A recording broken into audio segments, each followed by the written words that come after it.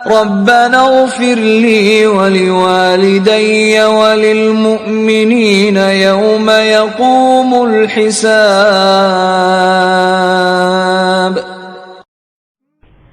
السلام علیکم ورحمۃ اللہ وبرکاتہ۔ میں امید کرتی ہوں آپ سب ایمان اور صحت کی بہترین حالتوں میں ہوں گی انشاءاللہ تعالی۔ آج کا ہمارا ٹاپک ہے والدین کے لیے ایصال ثواب۔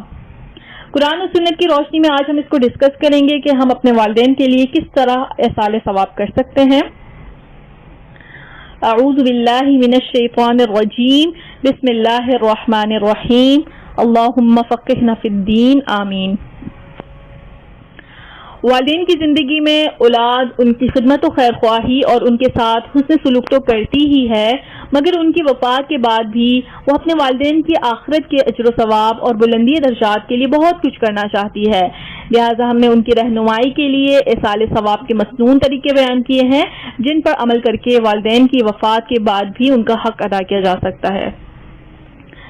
نمبر 1، والدین کی نماز جنازہ ادا کیجیے۔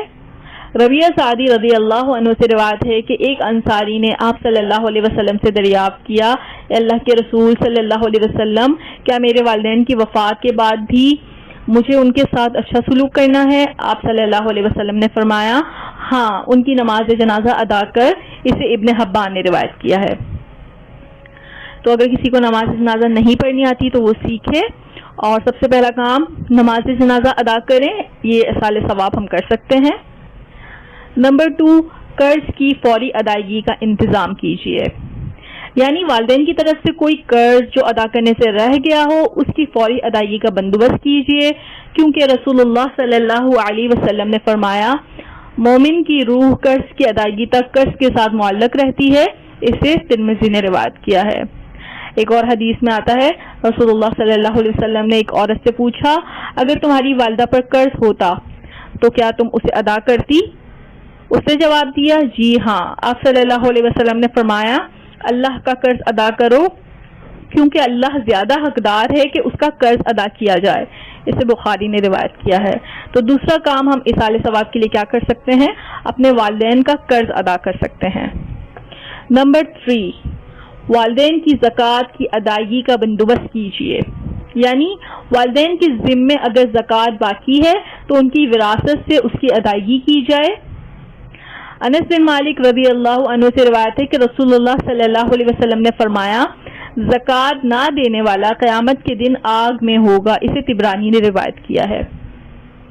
تو تیسرا کام ہم کیا کر سکتے ہیں ایصال ثواب کے لیے؟ اپنے والدین کی طرف سے زکوٰۃ ادا کر سکتے ہیں، اور ان کی وراثت سے سب سے پہلے ہم نے ان کی زکوٰۃ نکالنی ہے۔ نمبر 4، مسنون طریقے سے مغفرت کی دعا کیجیے۔ والدین کے لیے کثرت سے مسنون استغفار کا ورد کریں۔ حدیث میں آتا ہے، عبداللہ بن عباس رضی اللہ عنہ سے روایت ہے کہ رسول اللہ صلی اللہ علیہ وسلم نے فرمایا، قبر میں میت کی مثال ڈوبنے والے اور فریاد کرنے والے کی طرح ہے، جو اپنے ماں باپ، بھائی یا کسی دوست کی دعا کا منتظر رہتا ہے۔ جب اسے دعا پہنچتی ہے تو اسے دنیا کی ہر چیز سے زیادہ محبوب ہوتی ہے۔ بے شک اہل دنیا کی دعا سے اللہ تعالیٰ اہل قبور کو پہاڑوں کے برابر اجر عطا فرماتا ہے۔ مردوں کے لیے زندہ کی طرف سے بہترین تحفہ ان کے لیے استغفار کرنا ہے۔ اسے بیہقی نے روایت کیا ہے۔ مسلم میں یہ دعا موجود ہے، میں آپ لوگوں کو پڑھ کے بتا دیتی ہوں، تو یہ دعا آپ پڑھ سکتے ہیں، اللہم اغفر لہ وارحمہ وعافہ واعف عنہ واکرم نزلہ ووسع مدخلہ واغسلہ بالماء والثلج والبرد ونقہ من الخطایا کما نقیت الثوب الابیض من الدنس وابدلہ دارا خیرا من دارہ وأهلا خيرا من أهله وزوجا خيرا من زوجه وأدخله الجنة وأعذه من عذاب القبر ومن عذاب النار۔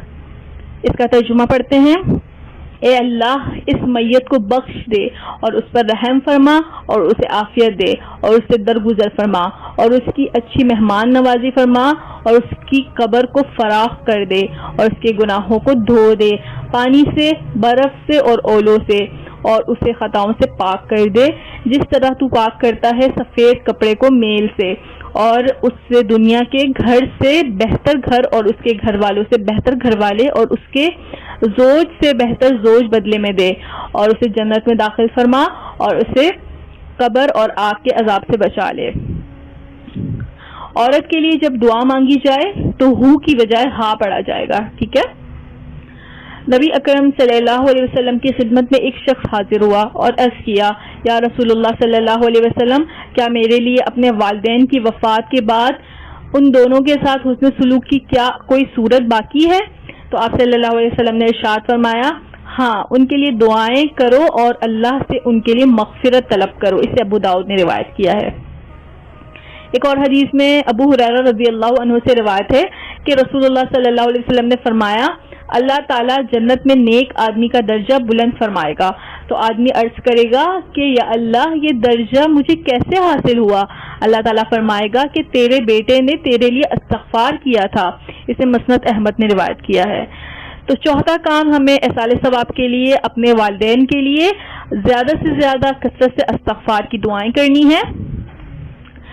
نمبر 5، والدین کے فرض روزوں کا فدیہ ادا کیجیے۔ یعنی والدین کے ذمہ اگر فرض روزے باقی ہوں تو ان کے فدیہ کے لیے مسکینوں کو کھانا کھلائیں یا خود روزے رکھ کر ان کی گنتی پوری کریں اور ایصال ثواب کے طور پر نیکی کمائیں۔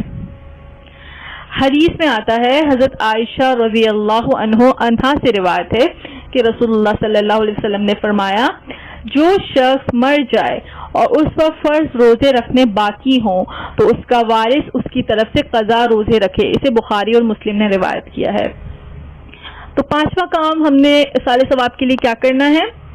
فرض روزے رکھنے ہیں اپنے والدین کی طرف سے، اگر ہمارے اپنے باقی ہیں، اگر ہم نے اپنے کمپلیٹ نہیں کیے تو پھر ہم ان کی طرف سے فدیہ ادا کر سکتے ہیں۔ نمبر 6، والدین کی وصیت، وعدے اور جائز نظریں پوری کیجیے۔ یعنی والدین کی جائز وصیت، ان کی کوئی مانی ہوئی جائز نظر کو پورا کرنا بھی ضروری ہے۔ حدیث میں آتا ہے، رسول اللہ صلی اللہ علیہ وسلم نے فرمایا، فوت شدہ والدین کے عہد کو پورا کرو۔ اسے ابو داؤد نے روایت کیا ہے۔ ایک اور حدیث میں آتا ہے، ابن عباس رضی اللہ عنہ سے روایت ہے کہ سعد بن عبادہ رضی اللہ عنہ نے رسول اللہ صلی اللہ علیہ وسلم سے یہ مسئلہ پوچھا کہ ان کی ماں نے ایک منت مانی تھی اور وہ اس کو ادا کرنے سے پہلے فوت ہو گئی، یعنی اب اس نظر کا کیا ہوگا؟ آپ صلی اللہ علیہ وسلم نے فرمایا، تو اس کی طرف سے ادا کر۔ اسے بخاری نے روایت کیا ہے۔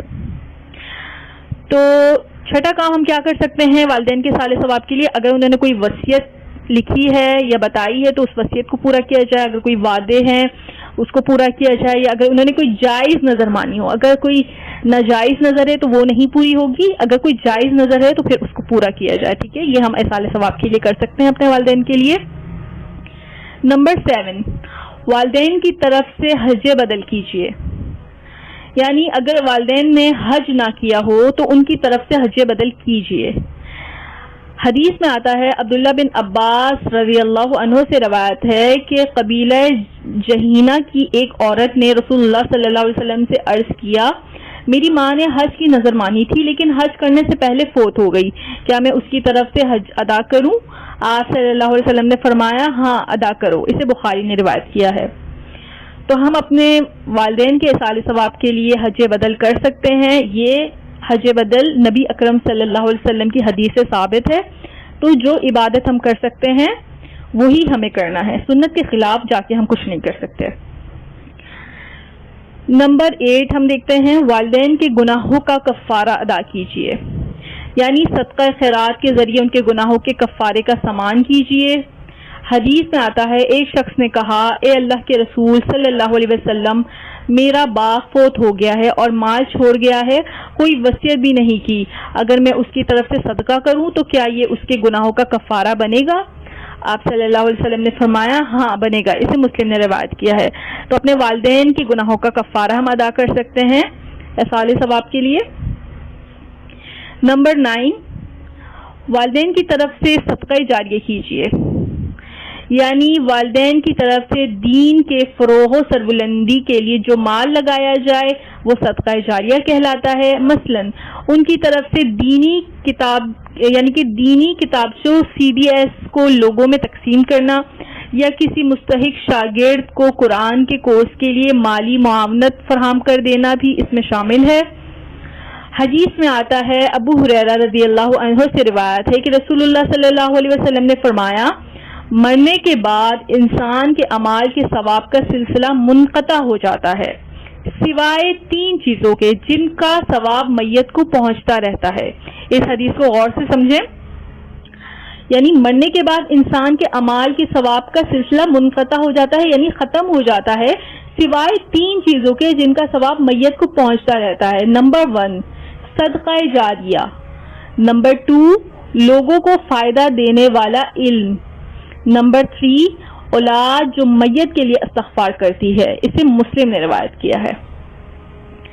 یعنی والدین کے صدقہ جاریہ کے لیے کنواں بھی کھدوایا جا سکتا ہے یا کسی اسپتال، مدرسے وغیرہ میں پانی کا کولر بھی لگوایا جا سکتا ہے۔ حدیث میں آتا ہے، سعد بن عبادہ رضی اللہ عنہ سے روایت ہے کہ انہوں نے کہا، اے اللہ کے رسول صلی اللہ علیہ وسلم، سعد رضی اللہ عنہ کی ماں فوت ہو گئی ہے، ان کے ثواب کی خاطر کون سا صدقہ افضل ہے؟ آپ صلی اللہ علیہ وسلم نے فرمایا، پانی پلانا۔ تو سعد رضی اللہ عنہ نے ایک کنواں کھدوایا، یعنی کہ کنواں کھودا اور کہا کہ یہ سعد رضی اللہ عنہ کی ماں کے ثواب کے لیے ہے۔ اس ابو داؤد نے روایت کیا ہے۔ تو یعنی کہ کنواں کھدوا سکتے ہیں، کہیں پانی کا انتظام کرا سکتے ہیں، ہاسپٹلس وغیرہ میں اگر کسی چیز کی ضرورت ہے تو ہم یہ سب کام کر سکتے ہیں اپنے والدین کے سارے ثواب کے لیے، کہ ان کا پیسہ ہم نیک کام میں لگا سکتے ہیں۔ تو جو بھی نیک کام میں ہم لگائیں گے تو وہ ان کے لیے صدقہ جاریہ بنے گا۔ نمبر 11 والدین کے غریب رشتہ داروں کی مدد کیجیے، یعنی والدین کی طرف سے اپنے غریب رشتہ داروں اور عام مستحقین کے صدقے کے ذریعے سے مدد کیجیے۔ مثلا ان کے لیے مہینے کا راشن باندھ دیجیے یا بچوں کے اسکول کی فیس کا انتظام کر دیجیے۔ حدیث میں آتا ہے، عائشہ رضی اللہ عنہ سے روایت ہے کہ ایک شخص نے رسول اللہ صلی اللہ علیہ وسلم سے عرض کیا، میری ماں کا اچانک انتقال ہو گیا ہے، میرا خیال ہے کہ اگر ان کو بات کرنے کا موقع ملتا تو وہ ضرور صدقہ کرنے کو کہتی، اب اگر میں ان کی طرف سے صدقہ کروں تو کیا اس کا اجر ہے؟ آپ صلی اللہ علیہ وسلم نے فرمایا، ہاں اجر ہے۔ اسے مسلم نے روایت کیا ہے۔ تو والدین کی طرف سے صدقہ کر سکتے ہیں ہم، غریب رشتہ داروں میں جو مستحق لوگ ہیں ان کو ہم صدقہ دے سکتے ہیں، تو یہ بھی ایصال ثواب اس کا پہنچتا رہے گا ان کو۔ نمبر 11 والدین کی طرف سے جانور کی قربانی کیجیے، یعنی والدین کے ایصال ثواب کے لیے ان کی طرف سے جانور کی قربانی کی دلیل بھی ہمیں حدیث سے ملتی ہے۔ عید الاضحیٰ کے موقع پر بھی والدین کی طرف سے قربانی کرنا ان کے لیے باعث اجر و ثواب ہوگا۔ صحیح بخاری اور مسلم میں حدیث ہے، ابو ہریرہ رضی اللہ عنہ سے روایت ہے کہ رسول اللہ صلی اللہ علیہ وسلم نے 2 مینڈھے لیے، ایک اپنی اور اپنے گھر والوں کی طرف سے قربانی کی اور دوسری اپنی امت کی طرف سے قربان کیا۔ تو یعنی کہ ہم اپنے والدین کی طرف سے قربانی کر سکتے ہیں، تو یہ بھی اس کا بھی ثواب ان کو پہنچے گا۔ اور اپنے گھر والوں کی طرف سے، یعنی کہ جو گھر والے ہیں جو اس دنیا سے جا چکے ہیں، جو دنیا میں ہیں، تو وہ سب کی طرف سے پھر قربانی ہو جائے گی، اور جو ہمارے والدین اس دنیا سے اگر جا چکے ہیں تو وہ ان تک بھی پہنچ جائے گا۔ نمبر 12 والدین کے رشتہ داروں کے ساتھ حسن سلوک کیجیے، یعنی رشتہ داروں سے صلح رحمی کر کے والدین کے درجات بلند کیجیے۔ رسول اللہ صلی اللہ علیہ وسلم نے فرمایا، والدین کے ایسے رشتہ داروں کے ساتھ صلح رحمی کا برتاؤ کرو جن کا رشتہ قرابت میں صرف انہی کے واسطے سے ہے۔ اس سے ابو داؤد نے روایت کیا ہے۔ ایک اور حدیث میں آتا ہے، رسول اللہ صلی اللہ علیہ وسلم نے فرمایا، والدین کے دوستوں کا احترام کرنا اور ان کے رشتہ داروں سے صلح رحمی کرنا یہ وہ نیکی ہے جو ان کی وفات کے بعد بھی تم پر لازم ہے۔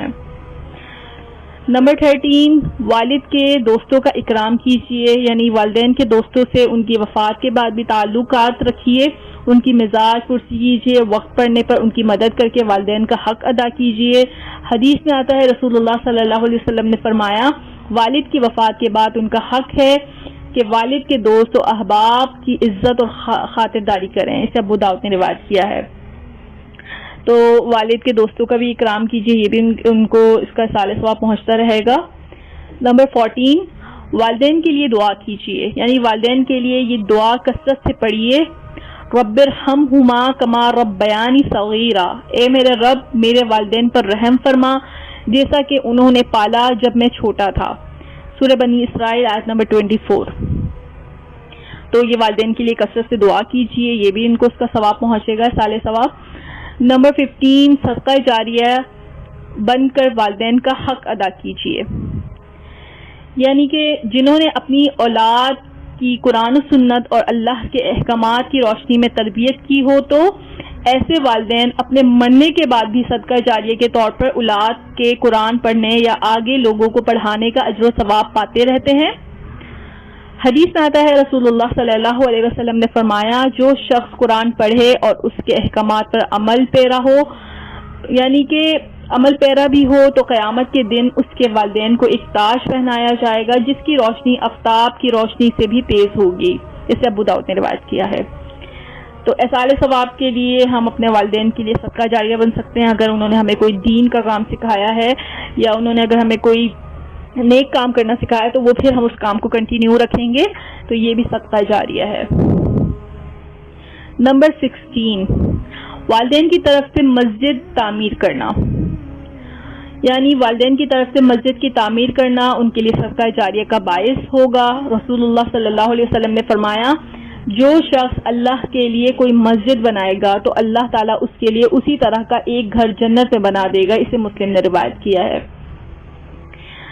یعنی کہ نیز ہمارے معاشرے میں اصال ثواب کے جو مروجہ طریقے پائے جاتے ہیں ان کی کوئی دلیل ہمیں رسول اللہ صلی اللہ علیہ وسلم سے، صحابہ کرام رضی اللہ عنہم، ازواج مطہرات رضی اللہ عنہم، تابعین رحمۃ اللہ یا تبع تابعین سے نہیں ملتی۔ مثلا اصال ثواب کے لیے میت کے بعد سورہ بقرہ کا ختم کرنا، اجتماعی قرآن خوانی کا کرنا، یا گٹھلیوں اور بیجوں پر کلمے کا ختم کرنا، اور اس کے علاوہ کل سوئم 40واں اور برسی کا اہتمام کرنا، یہ تمام رسومات بدعات کے زمرے میں آتی ہیں، اور یہ بات کی ایجاد ہیں۔ بدعت کیا ہے؟ ایک حدیث سے سمجھیے۔ رسول اللہ صلی اللہ علیہ وسلم نے فرمایا، دین میں ہر نئی بات بدعت ہے، بدعت گمراہی ہے اور ہر گمراہی کا انجام آگ ہے، اسے مسلم نے روایت کیا ہے۔ اگر والدین اپنی زندگی میں بدعات کرتے تھے تو ان سے محبت و خیر خواہی کا تقاضا ہے کہ وہ بدعات منقطع کر دی جائے، نہ ہی ان کی کسی غیر اسلامی بات یا وصیت کو جاری رکھا جائے تاکہ وہ گناہ جاریہ کے وبال سے بچ سکیں۔ امید ہے آپ کو والدین کے صالح ثواب سنت طریقے سے سمجھ آ گئے ہوں گے، تو جو لوگ اگر بدعات میں انوالو ہیں تو وہ جو ہے یہ سب چیزیں چھوڑ دیں، اور اگر آپ لوگوں تک صحیح سنت طریقہ پہنچ چکا ہے تو آج سے آپ یہ سنت طریقے کو اپنائیں اور اپنے والدین کے لیے سنت طریقے کے مطابق احصال ثواب کریں۔ جزاک اللہ خیرا کثیرا۔ السلام علیکم ورحمۃ اللہ وبرکاتہ۔